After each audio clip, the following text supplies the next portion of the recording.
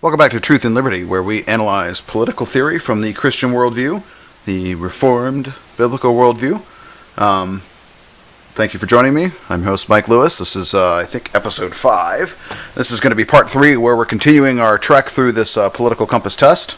I'm going to try to pick up the pace as much as possible here, so we can get through this, but thank you for joining me. I find this to be hilarious as we go through these questions. So many of these questions are just framed in such a way that they give you so many issues. Like every time I try to take one of these things, I'm always just like, I don't know how to answer the question. My goal here is to answer each question as rightly as possible. But also, I want my answer to come out a certain way. I want it to come out to be what I believe to be the proper place in the chart, which is towards the bottom right. And so, you're reading these questions, and so many times you're just like, I don't know what the answer is that will move me in which direction. So that's what I'm trying to expose here. Just use this as a jumping off point to kind of talk about these things. I want to start today by kind of correcting something I said in my previous video. I was talking about this military action that defies international law, sometimes being justified. The first thing is, I clicked disagree on this, and then I went on to argue for an agree position, and I think it's just because I misclicked. I don't know why I misclicked. I would say I agree. I wouldn't say I strongly agree, but I would say I agree that military action that defies international law is sometimes justified. And I talked a little bit about the definition of military action. I did not talk too much, or I assumed a certain definition of international law. So let me just clarify on that. What do you mean by international law? It's a valid question. Do you mean universal moral law? Do you mean the objective standards of justice that everybody ought to follow and obey, regardless of who you are? I mean, are we talking about true law, or are we talking about man-made law? Here at Truth and Liberty, we analyze things from the biblical worldview, which means we believe that true law comes from God, that God is the source of all morality and all law, that we cannot know truth apart from God. We cannot know law apart from God. That's not to say that people who are not Christians don't know right from wrong in certain ways, or can't know certain laws. I mean, we have, even in Romans 1, or Romans 2, after Romans 1, when Paul got done talking about how depraved man is, and then he goes on in Romans 3 to talk about how depraved man is. He has this sort of aside in Romans 2 where he talks about how Gentiles who do not know the law by nature are doing the law what the law requires, showing that the law is written on their hearts. We're created in the image of God. We do have common grace. We do have the revealed attributes of God in creation. And most prominent in that revelation is the image of God in other men. And so, even though we are fallen, even though we suppress the truth in unrighteousness, that truth is still there in a certain sense. Ultimate truth, ultimate God-glorifying righteousness and justice is impossible apart from God's revealed word.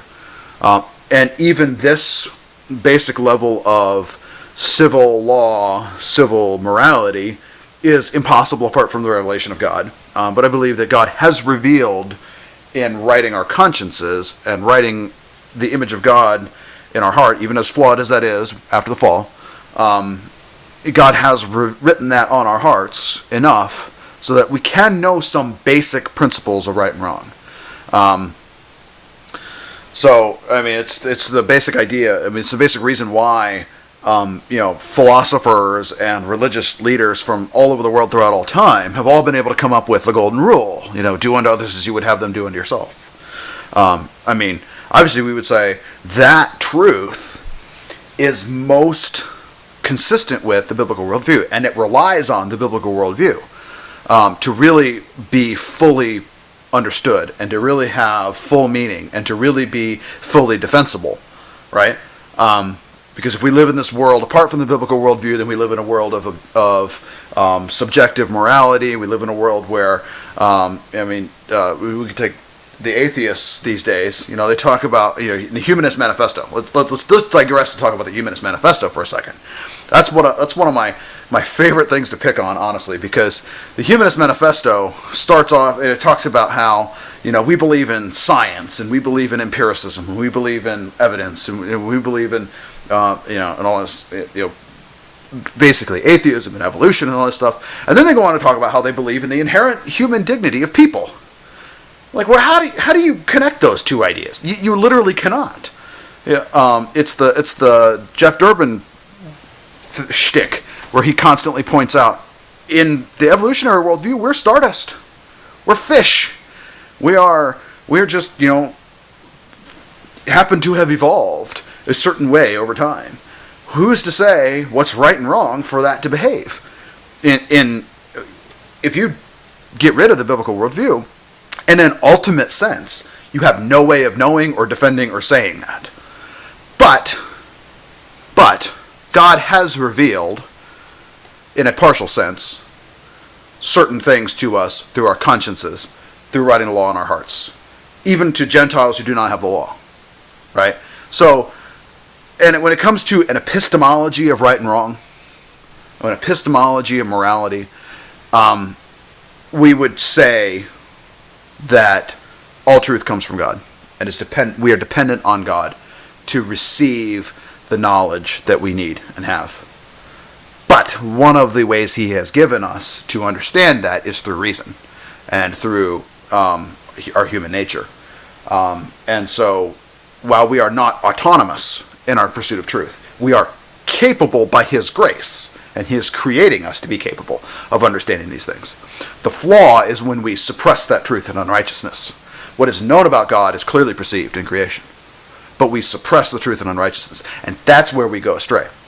When we become prideful and arrogant in our sin, and in our love for sin, and in our exchange of the creation of the creator, can't talk all of a sudden.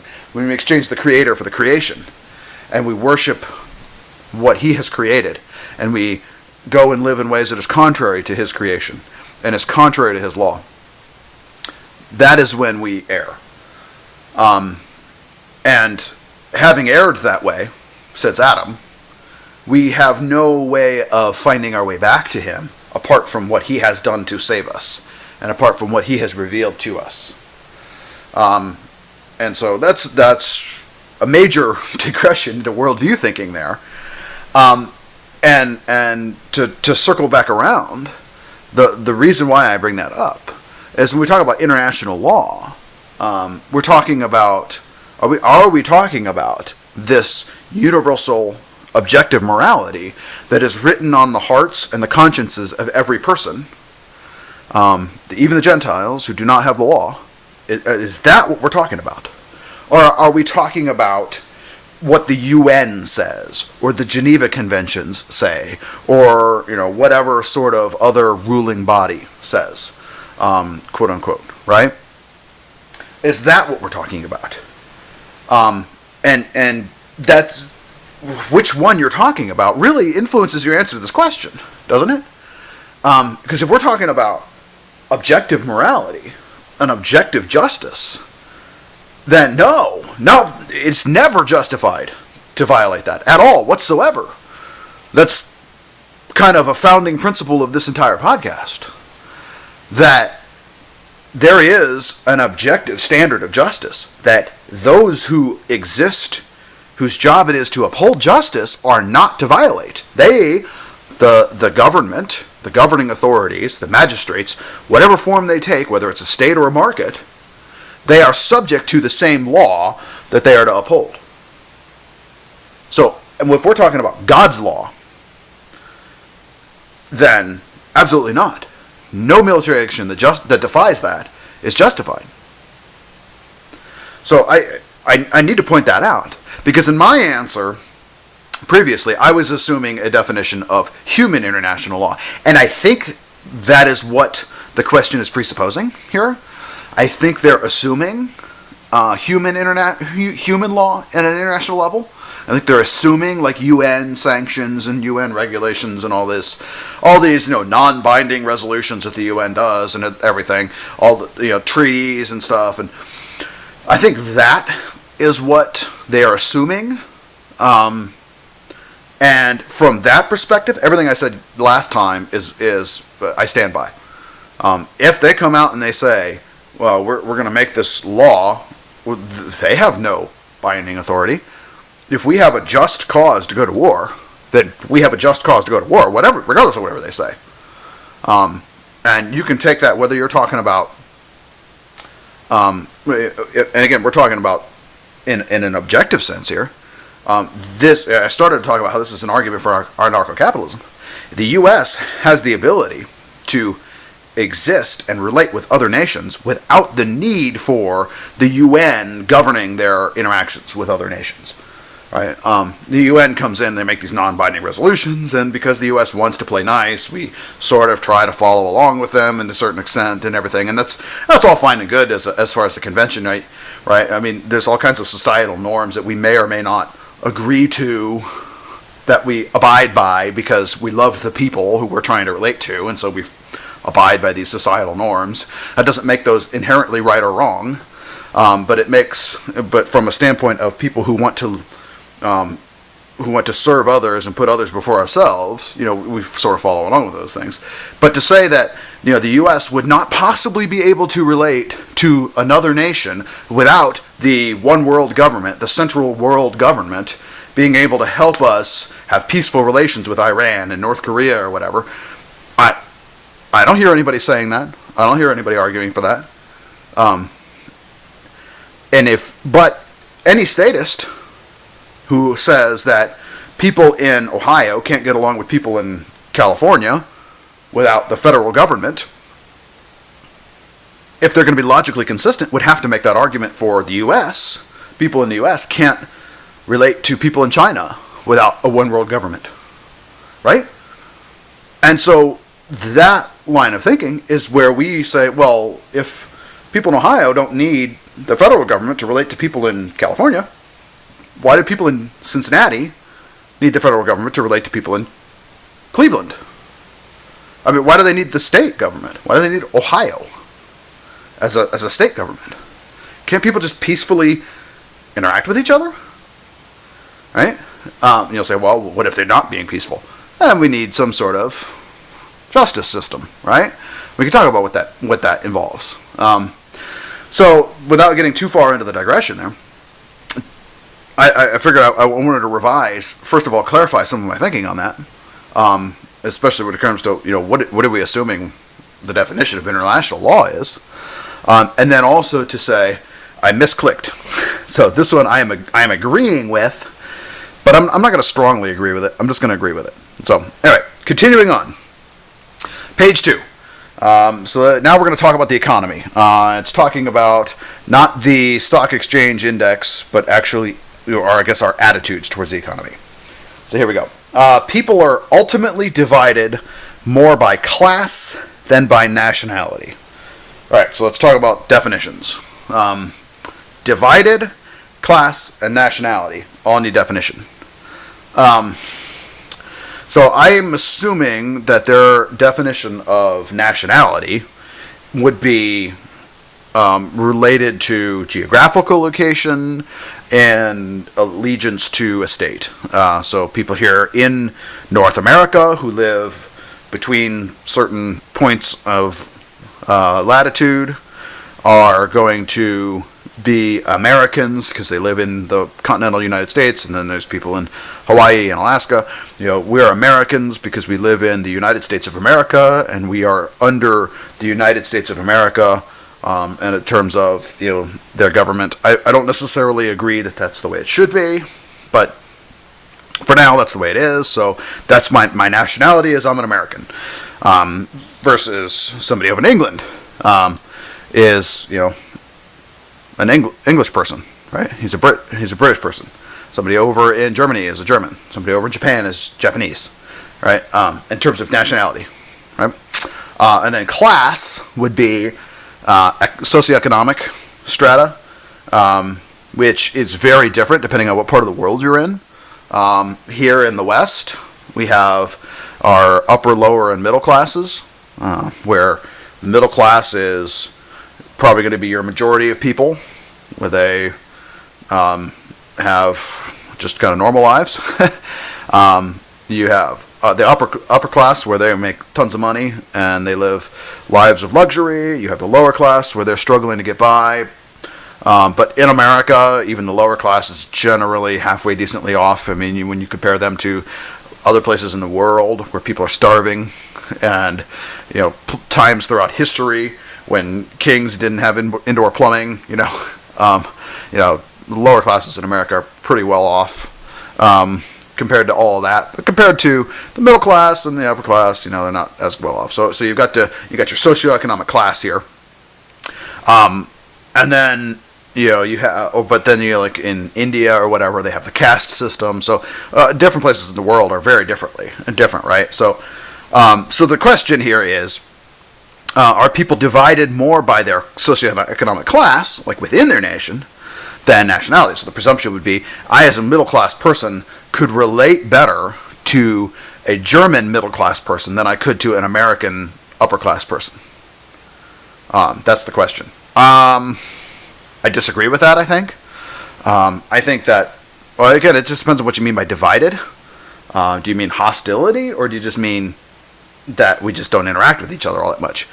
I don't know. The internet is sort of breaking down a lot of these barriers in general. I mean, anybody who has access to the internet, whether you're rich or poor or whatever nation you're in, you could just interact with each other. So there's a lot of these divisions are just gone, right? There's still the internet's a funny place because you can actually, I've become aware of this as the more I've interacted on the internet. The internet is presented as this amazing information superhighway where you can go on there and you can find any information about anything you want, and you can just expand your mind. You can become educated. You can know everything that you didn't know before, and all information is there. You just go there, and then the idea being, with all this information at your fingertips, you should be able to know what is the truth. You should be able to find the truth and come to the true opinion and the true belief about things because you have all this information. And you can interact with people who are different than you from all over the world, right? And you can learn their perspective, right? And of course, that presupposes this pluralistic idea that everybody's perspective is equally valid, and you have to consider everybody's perspective in order to know the truth. It's like the whole elephant analogy with the blind men are all kind of feeling the elephant, trying to figure out what it is. The one guy's like, oh, it's a snake, and the other guy's like, no, it's a tree, and the other guy's like, no, it's a rope, and they're all trying to figure this out and everything. And so the idea being that they have to talk to each other, and if they don't talk to each other, and if one of them is too prideful, or if any of them are too prideful, they have to be humble and listen to each other if they're going to figure out that it's an elephant, right? It's the greatest analogy in the world because it's flawed, very flawed. The truth of the matter is, oftentimes people will use this in talking about religion, right? So we have all these religions, and they're all equally valid perspectives, and we have to listen to each other and have this sense of ecumenical, listening and everything. And if we don't listen to each other, then we're just being prideful, and we're being closed-minded, and we're not going to know the truth. We think we're holding a tree, but we're actually holding an elephant. And we don't listen to others, we're not going to know that we're holding an elephant instead of a tree and everything. So this idea that all the religions are equally valid and have equally true perspectives, except of course Christianity, because it's too close-minded, right? Well, the reality is, if we're understanding this in the religious perspective, we're all standing here, okay, we're touching the elephant, but the elephant is talking. The elephant is saying, hey guys, I'm an elephant. You don't need to use your own senses and your own experiences and cross-communicate with people to know what the elephant is. And in fact, can you really arrive at that understanding? Blind men, especially if they don't know what an elephant is previously, if they have no prior knowledge of an elephant, could they actually sit there and talk to each other and find out what an elephant is? No, right? No, they couldn't do that. And so, so actually talking to each other doesn't do anything. Listening to the elephant is what matters. Listening to the elephant is the only way you're going to find out it's an elephant, because he's standing there saying, I'm an elephant. Right? And if we use that analogy for religion, none of us, by our own experience of God, or of truth, or of religion, or whatever, none of us could ever arrive at an understanding of God. Not a full, true understanding of God. Sure, his invisible attributes are clearly seen in creation. Let's talk about this earlier in this podcast. His invisible attributes are truly clearly seen in creation, but we, as sinful people, have engaged in suppression of the truth, right? And our sin and our inability to reason clearly has marred our ability to truly understand fully what God is, especially just by looking at creation. And certainly we do not see the full glory of who he is as Savior and triune God, right? All kinds of wrong conceptions of God have existed. That, sure, they see his attributes, they see his creative power, they see his control over things, but they come up with pantheons. Well, there are different gods. One god controls this, and one god controls that, right? Because they're viewing flawed perspectives, and part of that has to do with the fact that the world is fallen, and so they see conflict in the created thing and say, well, it can't be one god because there's conflict with itself. Maybe the pantheon Anyway, I'm digressing. The point is, what was the point? The point is that true understanding of who God is comes from listening to his word. And apart from listening to his word, we cannot know who God is. And the point of that digression was talking about the internet, how you can go on there and you can interact with anybody from all around the world. And you can indeed. You can get different perspectives. You can understand what different cultures are like. You can understand what different people think, and in a more like practical, real world type of level, that can be a good thing. But what I tend to find happens on the internet is you go on the internet and you find people like yourself, and you just hang out with them. And actually, you have a greater ability on the internet to find more people like yourself and hang out more with them than people who think differently than you. And you actually, I found in my own experience, and I'm talking about my experience, I just denounced talking about experience, didn't I? There's some value to this, but I found in my own experience that if you're not careful, you can allow this to sort of close your thinking down. This is one of the reasons why I put myself out there to sort of have people give me feedback on my thinking, right? Because I want to express what I'm thinking so that I can make sure that it's valid. But you can go on there, you can interact with people, and you can just sort of close yourself off, and you actually find that like you end up in this groupthink where everybody's thinking like you, and everybody's talking like you, and in reality of the world before the internet, you would have your thoughts and everything, and you would share them, and other people would share theirs, and you sort of have this interchange. It's just a more natural interchange. But I don't know. Maybe it's a little bit of 6 of one, half dozen of the other, maybe. Because if you're just talking with people in your neighborhood, maybe you only get the perspective of them. So I don't know. It's interesting. There's a vanity there in that. So as we talk about divisions of people, I really don't think that this question is valid. I don't think it makes sense to think this way or ask this question. I don't know that it really matters. I mean, I would say that people are generally more divided by nationality simply because of language barriers and cultural barriers. I don't relate to anybody who lives in Africa. Hardly anybody who lives in India or some people in Korea. But I find myself with large barriers between large people, so there's a lot of people in other parts of the world, simply because I just don't interact with them all that much. Even on the internet, I interact with English speakers. If you don't speak English, I'm sorry, I just don't. I don't know what you're saying to me. You can try to talk to me all you want. I'm sorry, I don't speak your language, and it's not because I am close-minded or don't want to interact with you. It's just it's hard. And translation services sort of help, but they're not perfect, so I don't know. So I guess I'm going to disagree with that. Controlling inflation is more important than controlling unemployment. So we have inflation versus unemployment. From a broader perspective, which one is a worse problem? in society? I guess is the question they're really asking. Because we're talking about controlling, right? And we have to ask the question, well, who's doing the controlling? Are we presupposing a state here? We're saying the state has to, in their engagement, they have to go after this problem. Well, that presupposes that the state is the mechanism to solve problems, right? And I disagree with that. But all those things aside, let's attack it from the perspective of inflation is a worse problem than unemployment. And I will agree with that statement. Inflation is a worse problem than unemployment. Because unemployment is sort of a dumb number if you think about it. Unemployment's one of those numbers where they just kind of throw it out there. Oh, 11% of people are unemployed.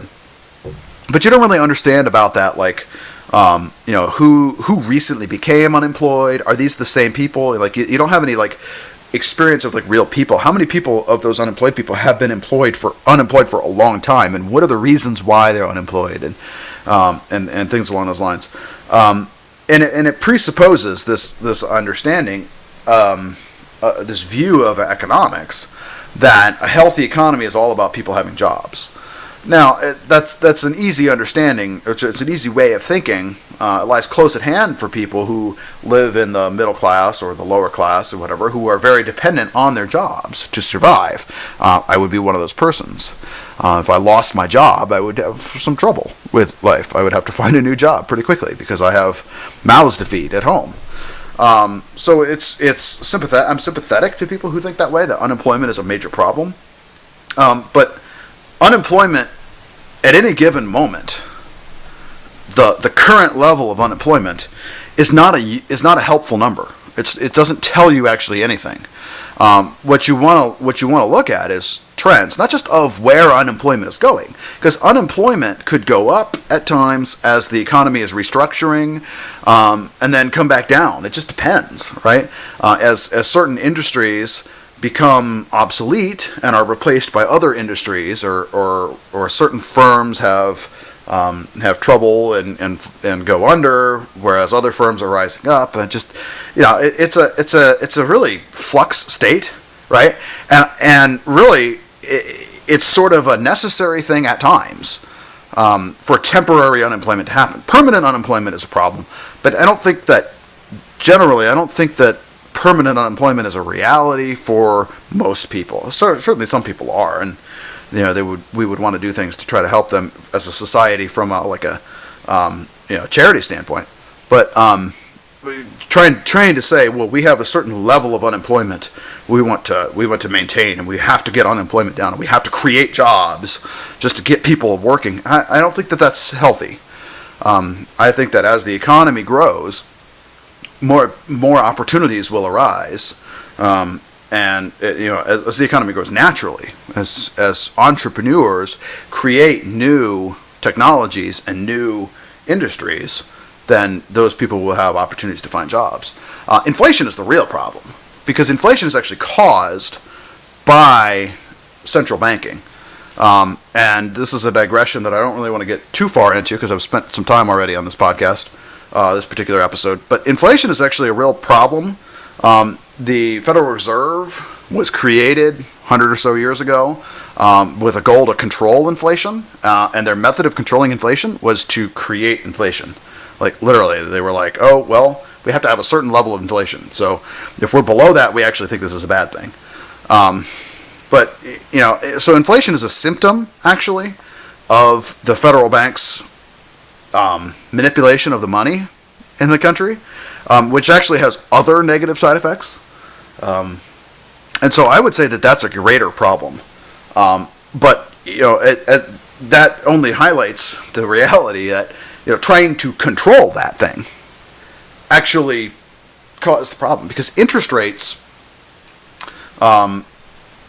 which is one of the mechanisms that the Federal Reserve uses, interest rates are actually a signal about how much money is valued in our society, how much money is in demand. It's the price of money. And it's specifically the trade-off between now versus later consumption. Is it more valuable for me to save now, or is it more valuable for me to consume? And when we want that signal, that price, we want that to be naturally set according to what is actually going on in the economy. How much are the resources of the economy in demand? How much are they in supply? And so that supply and demand of all of that stuff comes together in the price signals, the prices of stuff you see at the store, and the price of money. And if it's a good time for businesses to be investing in their business and growing their business, and borrowing money, for people to be buying homes, if it's a good time because the economy is naturally healthy, then that interest rate will naturally be low. But if it's a bad time to be spending and consuming, then that interest rate is going to naturally be higher. And when that interest rate naturally goes higher, people are going to save more because they're going to get more return on it. And then that will naturally cause the interest rate to come back down eventually. It's the same way that supply and demand works in everything else. It's just about the supply and demand of money itself in the banks. And so, I mean, that's going to require a lot broader explanation at some point.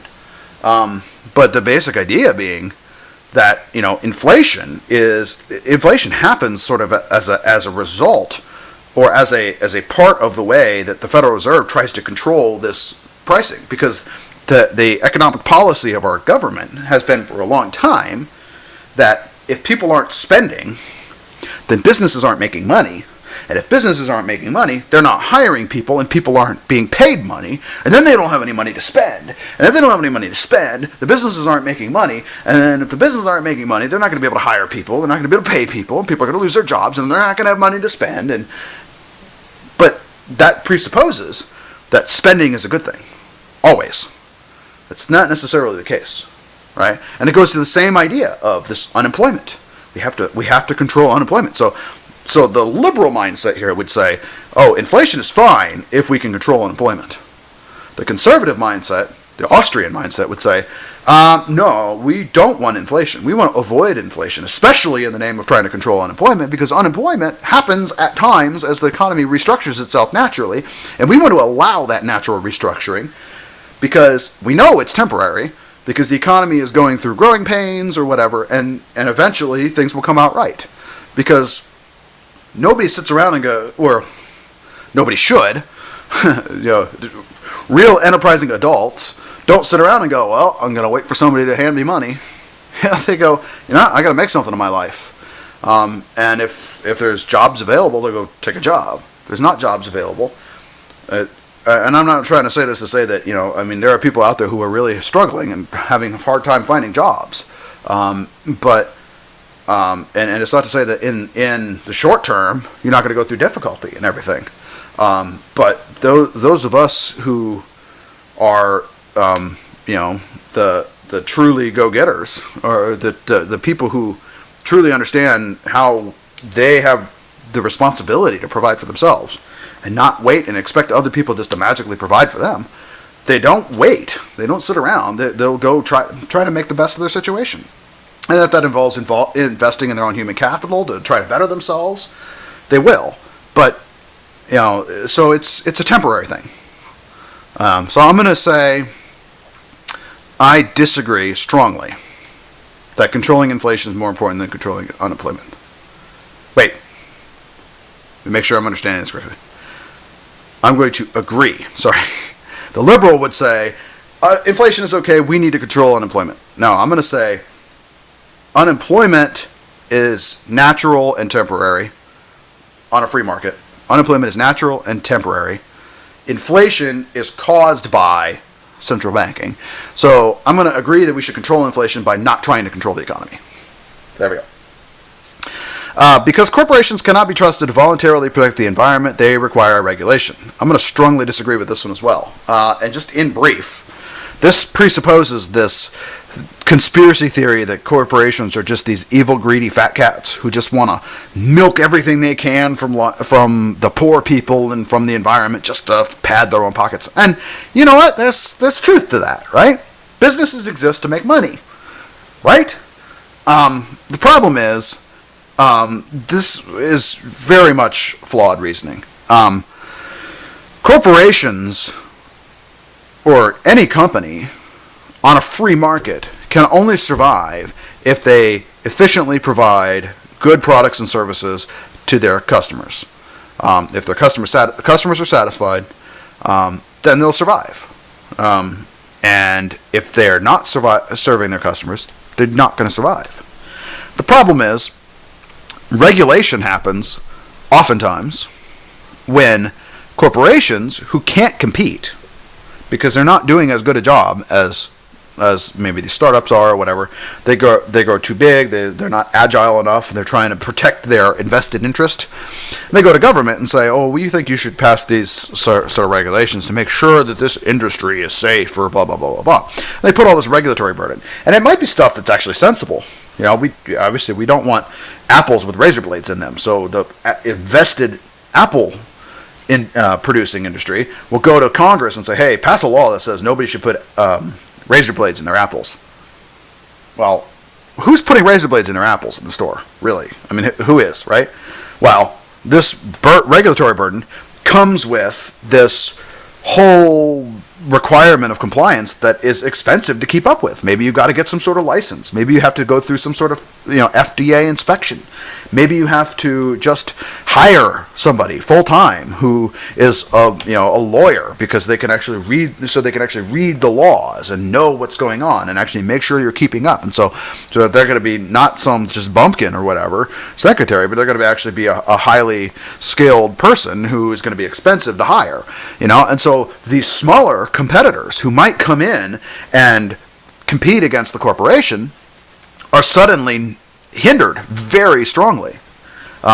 Small businesses, right? Not even just small business, but any kind of startup, anybody who hasn't really become a vested interest yet. So the corporations have all of this money to spend on lobbying politicians for these regulations.